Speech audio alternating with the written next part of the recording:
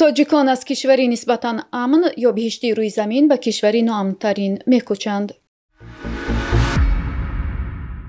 шурӯи ҷойивазкунии ҷамъшавандаҳо дар ҳукумат. имзои қарордоди 25-солаи истихроҷи нафт миёни Чин ва давлати Толибон. дар гузориши нави шохиси ҷаҳонии сулҳ 2022 мақоми Тоҷикистон беҳтар шуда, аммо Русия дар қатори ноамнтарин кишварҳои ҷаҳон ҷой гирифтааст. ин радабандӣ Тоҷикистонро миёни 163 кишвар дар мақоми 92-ум ҷой додааст, ки нисбати соли қабл 5 зина болотар аст. русия дар радабандии шохиси ҷаҳонии сулҳ 2022 дар қатори 10 кишвари ноамнтарини дунё ҷой дода шудааст. ин кишвар дар мақоми 160-ум ҷой қарор гирифта, ки поёнтар аз он Сурия, Яман ва Афғонистон дида мешаванд.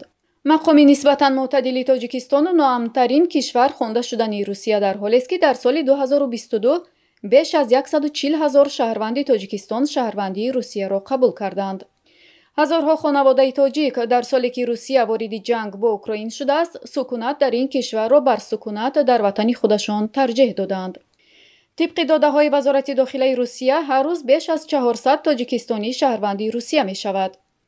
дар миёни кишварҳои Осиёи марказӣ дар шохиси ҷаҳонии сулҳ Узбекистон дар зинаи 86, Қирғизистон 91, Қазоқистон 97 ва Туркманистон дар мақоми 104-ум қарор доранд.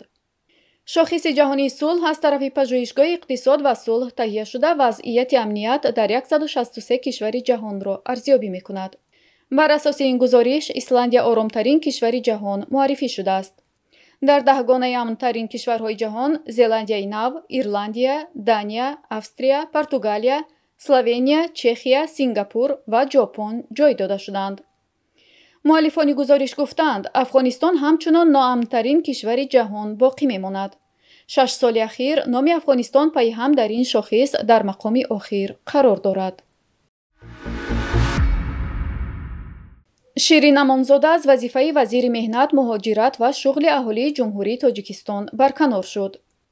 бо барканории Ширин Амонзода дар ҳукумати Тоҷикистон аз як мансаб ба мансаби дигар кӯчидани вазиру раисҳо, ки мардум онро ҷойивазкунии ҷамъшавандаҳо ном карданд, шурӯъ шуд. ҳамин тавр Ҳасанзода Гулнора Кенҷа, раиси агентии омори Тоҷикистон, аз вазифа озод ва ба ҷои ӯ Ҷамшед Нурмаҳмадзода, раиси пешини Бонки Миллии Тоҷикистон, ки чанд сол пеш аз вазифа озод гардида буд, таъин шудааст. Гулнора Кенҷа бошад ба ҷои Ширин Амонзода вазири меҳнат, муҳоҷират ва шуғли аҳолӣ таъин гардид. ҳамчунин Қурбон Ҳакимзода, ки 4 соли охир раиси вилояти Хатлон буд, имрӯз бо як фармони Эмомалӣ Раҳмон, раис ҷумҳурии Тоҷикистон, аз вазифа озод гардид. ба ҷои ӯ ҳамакнун собиқ муовини якуми сарвазири Тоҷикистон, Давлаталӣ Саид, раиси вилоят таъин гардид. Қурбон Ҳакимзода тибқи иттилои Азия Плюс вазири кишоварзии Тоҷикистон таъин гардидааст. ҳоло маълум нест, ки Саъди Каримзода, вазири кишоварзии ҳамакнун собиқ, ба кадом вазифа таъин шудааст. Қурбон Ҳакимзода рӯзи 14 январи соли 2019 раиси вилояти Хатлон таъин шуда буд. Давлаталӣ Саид беш аз 9 сол аз моҳи ноябри соли 2013 дар вазифаи муовини якуми сарвазири Тоҷикистон кор карда, бахши иқтисодии ҳукуматро роҳбарӣ мекард.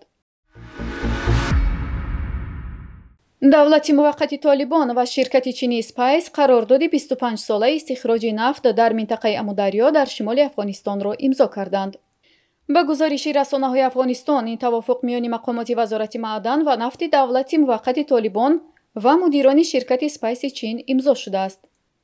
Шаҳобуддин Диловар, сарпарасти вазорати маъдан ва нафти давлати муваққати Толибон, бо баёни ин ки 3 соли аввали ин тавофуқ ба фаъолиятҳои иктишофӣ ихтисос дорад, гуфтааст, ширкати чинӣ дар ин муддат $540 миллион сармоягузорӣ хоҳад кард. вай муддати ин қарордодро 25 сол эълон кардааст. мулло Абдулғани Бародар, муовини иқтисодии нахуст вазири давлати Толибон, бо таъкид бар ҳамкории ниҳодҳои давлати Афғонистон бо ширкати чинӣ, хостори истихроҷи нафт дар ҳавзаи нафтии Амударё бар асоси стандартҳои ҷаҳонӣ шудааст.